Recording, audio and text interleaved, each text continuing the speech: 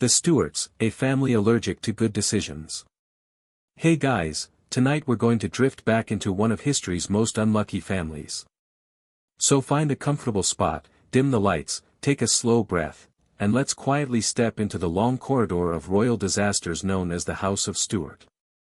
A dynasty that basically looked fate in the eye and said, "Sure, make it worse." The Stuarts weren't just cursed. They were consistently, reliably, professionally cursed. If other families had bad days, the Stuarts had bad centuries. But don't worry, we're going to stroll through their tragedies with the same soft energy you use when tiptoeing through a sleeping house at night, except this house is full of monarchs who made sure nothing went right.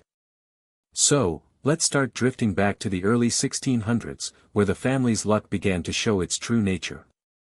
James VI and I, the man who united crowns, but not people. Our story opens with King James VI of Scotland, who also became James I of England in 1603. He united the crowns of Scotland and England, which sounds impressive, but it was kind of like taping together two cats and hoping they'll get along.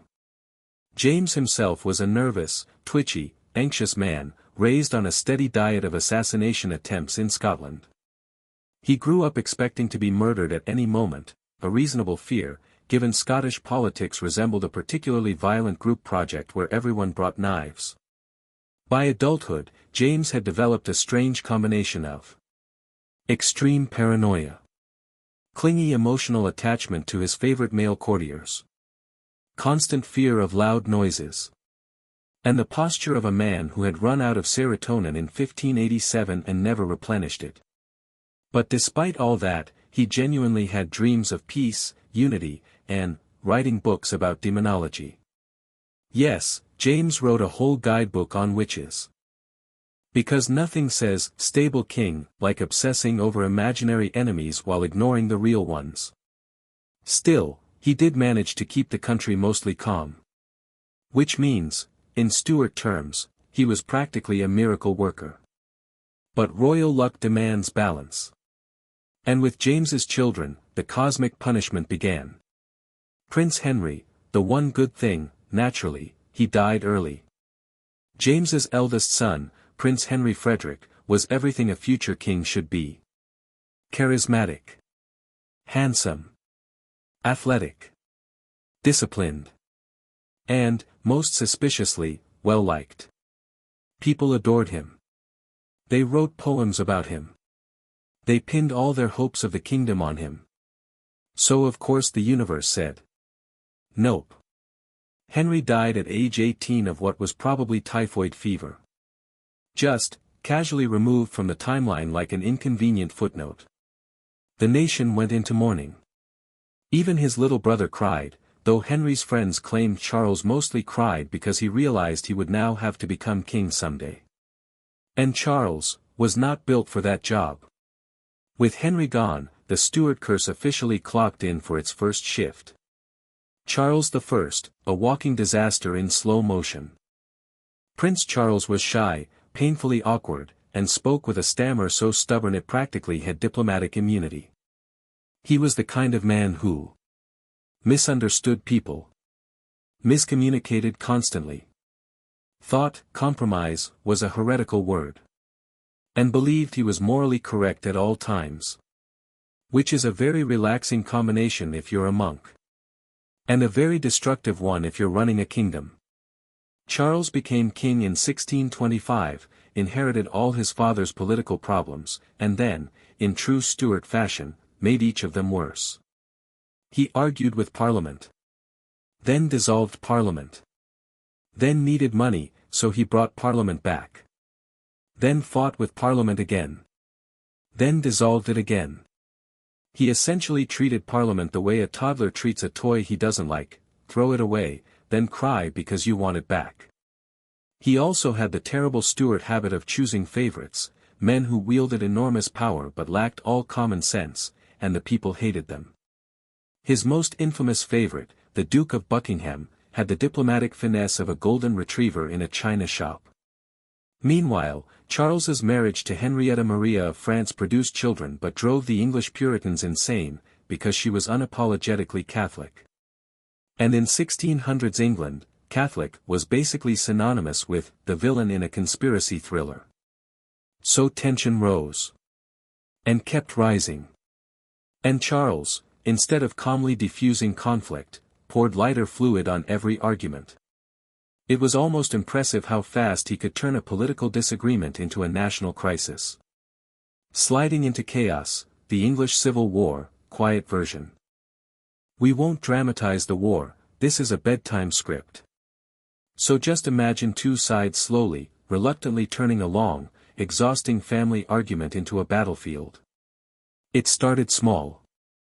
A law here, a tax there, a disagreement about who actually controlled the army.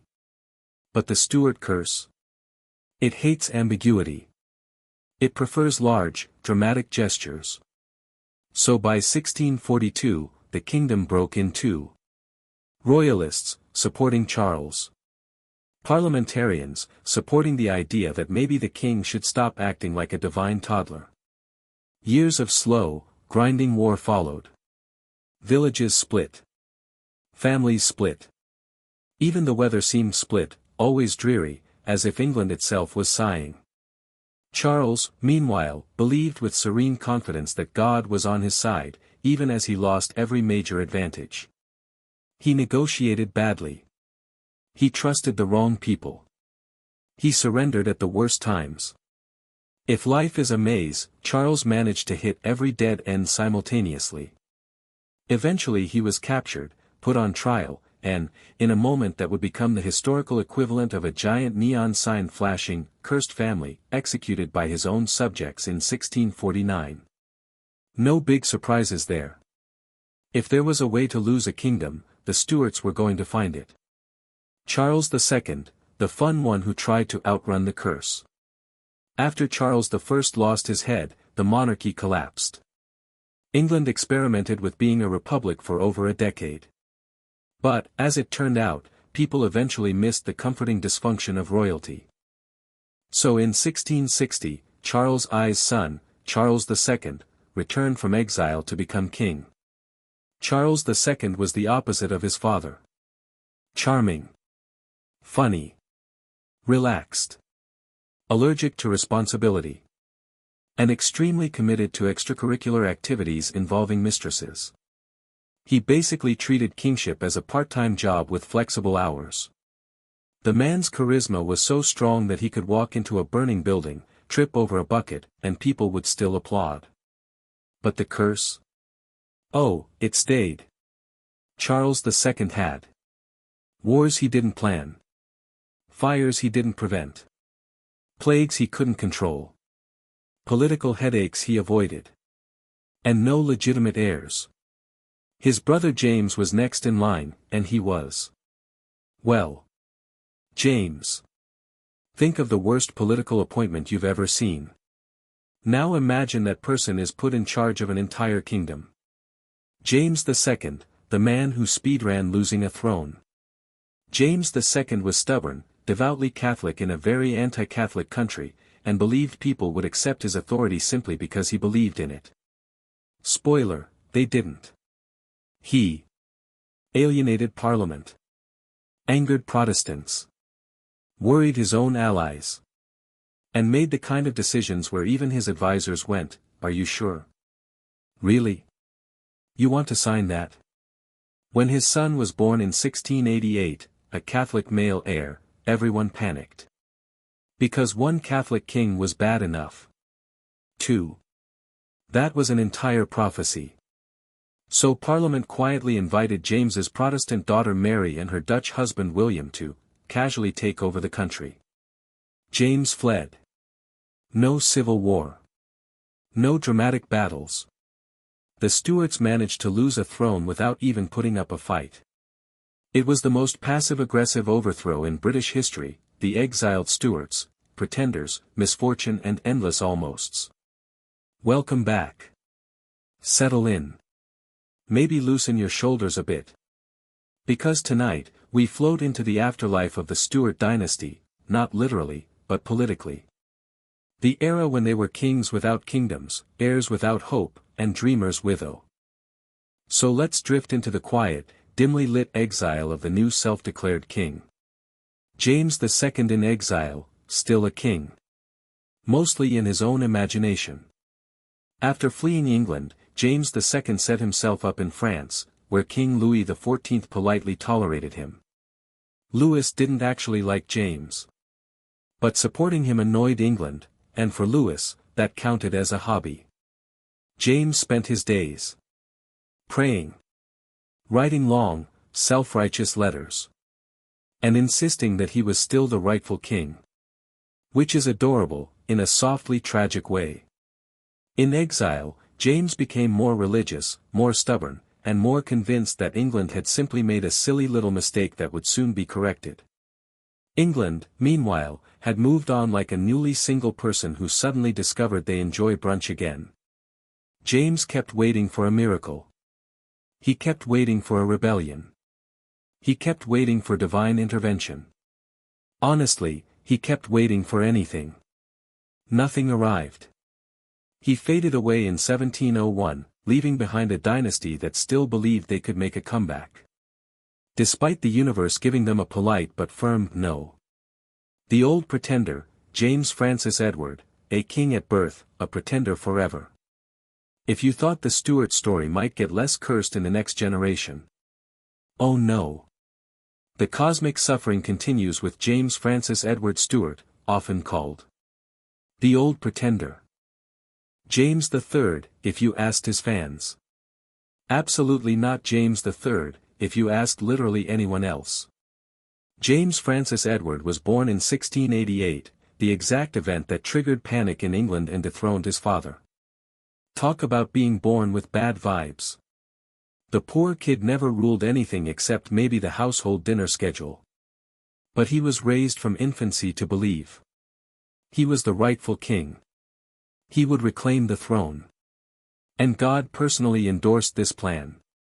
Which is sweet. And wildly detached from reality.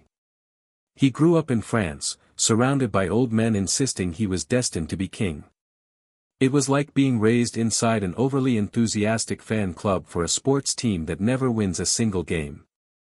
By adulthood, James had the polite, weary sadness of a man who knew the world wasn't living up to the family brochure. But he was determined. Painfully, sleepily determined. And so in 1715 he attempted something bold. Or foolish. Or generically Stuart. A rebellion. The Jacobite Rising of 1715, a slow, polite failure. James Francis Edward tried to reclaim his so-called birthright with help from the Scottish Highlands. This was known as the Jacobite Rising, or, if you prefer modern terms. Oops, the Stuarts tried again. Now, to be fair, the Scots had legitimate grievances. The 1707 Act of Union had dissolved the independent Scottish Parliament, created economic pain, and generally annoyed everyone not living in London. So when James said, "Hey guys, want a Stuart king again?" the answer wasn't a firm no. It was more of a side eye and a cautious, well, maybe. But here's the thing. James had the energy of a man who apologizes when someone else bumps into him. He arrived in Scotland late. He delayed meetings. He seemed unsure. He radiated, "I didn't actually think I'd get this far," energy. And the rebellion collapsed. James fled back to France, managing yet another classic Stuart achievement. Losing a war without actually fighting in it. England shrugged. Scotland sighed. And the Stuarts returned to their default state. Gloomy, exiled, and convinced that next time would definitely be different. Maria Clementina Sobieska, the sad queen with the sadder marriage.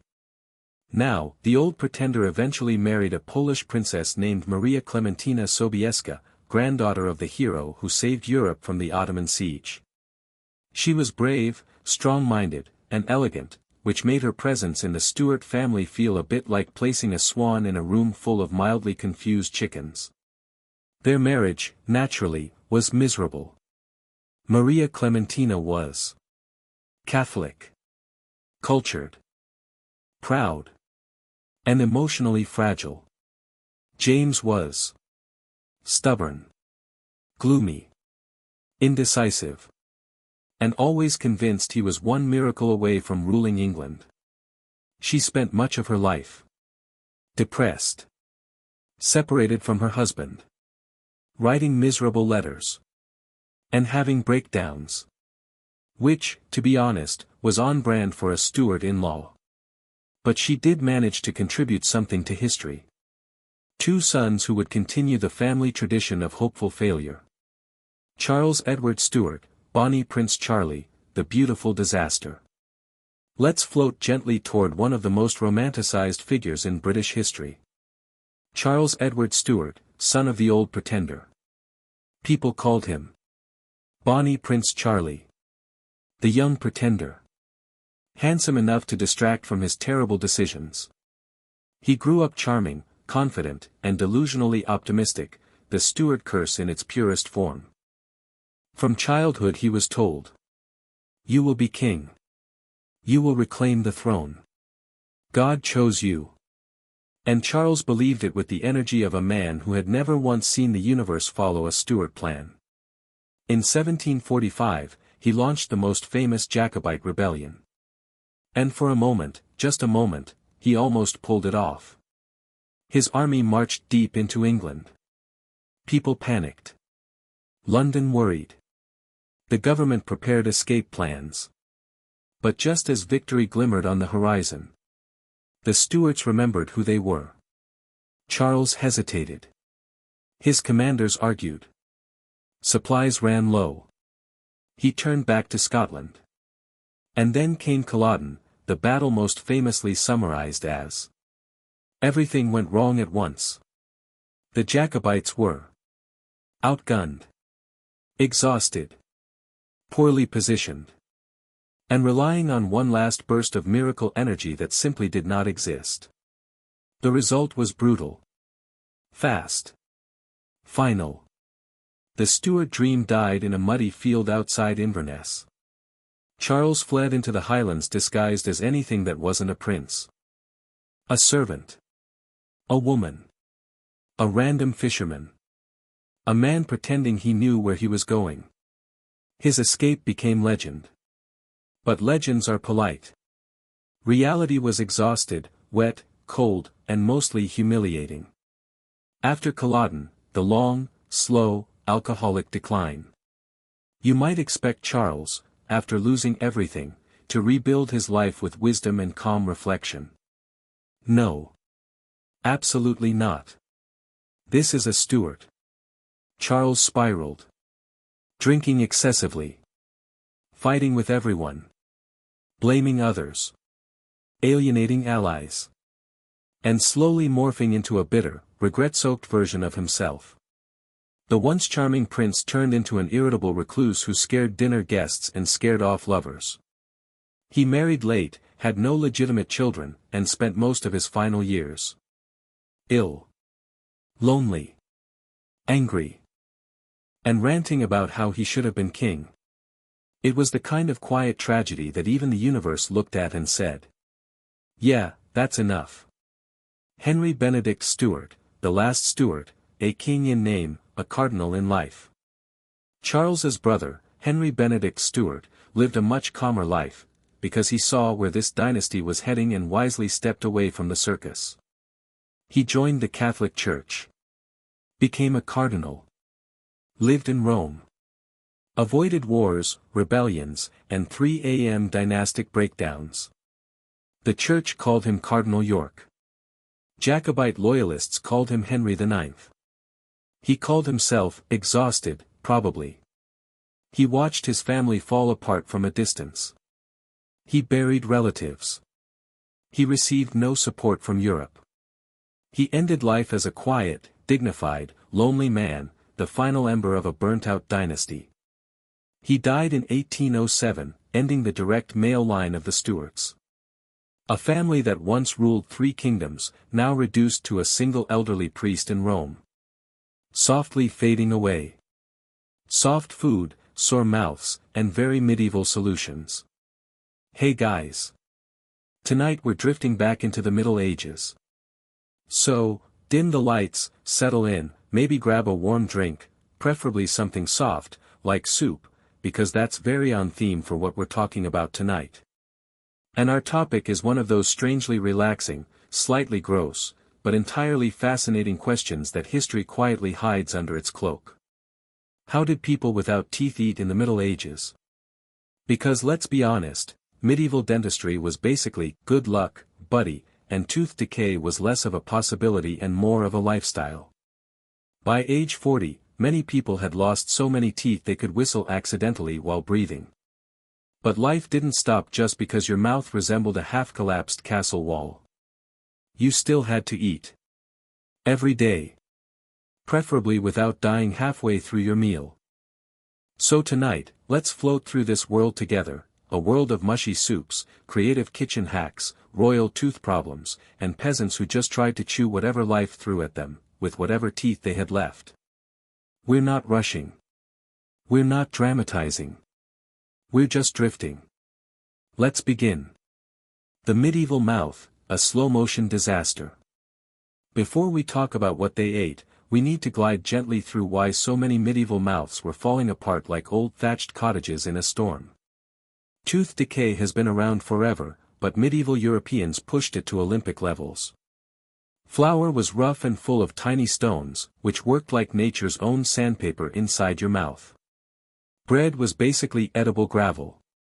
Add in the fact that no one understood plaque, sugar was a luxury you binged when you could get it, and dental hygiene consisted of, well, hoping for the best. So by middle age, whether you were a king or a peasant, your teeth were slowly turning in their resignation letters. But losing teeth didn't make you special or tragic. It made you normal. And that meant cooks, households, and entire social classes had to adapt. Quietly. Creatively. Softly. Let's float into the kitchen now. When chewing is a luxury, the rise of medieval mush culture. If you've ever wondered why medieval cookbooks are obsessed with pottages, broths, and vaguely defined gray substances, well, now you know. Soft food wasn't just comfort food. It was survival food. Pottage, the king of medieval dishes, was essentially a thick stew made of whatever you threw into a pot. Vegetables, grains, meat scraps, herbs, all boiled until they surrendered their will to exist. The result was warm, filling, and required exactly zero chewing. Toothless heaven. Cooks would smash, pound, grind, mash, scrape, and boil ingredients until they achieved that perfect toothless consistency. Some dishes were intentionally created for people with weak mouths. Beverages that were basically meals. Posset, milk curdled with ale. Caudle, warm spiced drink with egg yolks. Soups dorées, basically medieval French toast soaked into oblivion. Protein pastes. Meat, boiled for hours, then shredded or pounded into a paste-like substance. Some nobles found this luxurious. Others found it humiliating. Most just accepted it. Vegetable purees. Not because they were health-conscious. But because root vegetables are easier to eat when cooked into oblivion. Let's drift onward to an even softer topic. Chewless meat, a medieval necessity.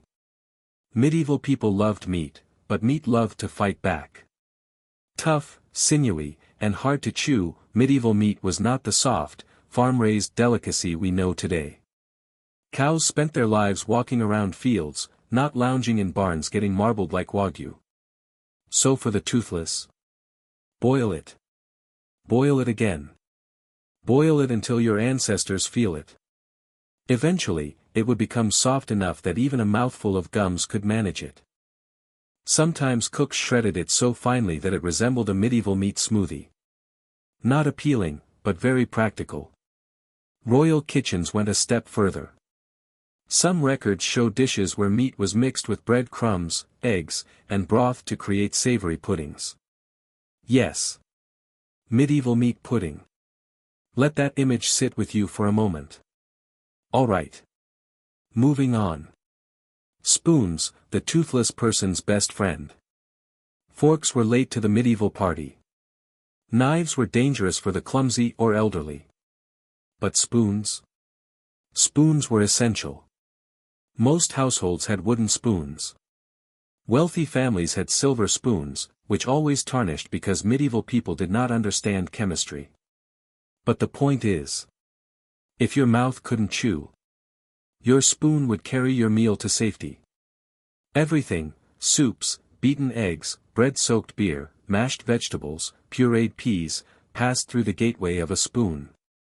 Even adult men with full beards could be seen spooning mush into their mouths like toddlers. It wasn't childish. It was Tuesday. The toothless elderly, a normal part of life. It's easy to imagine toothlessness as rare or shameful, but in the Middle Ages, it was simply expected. Very few people over 50 had all their teeth.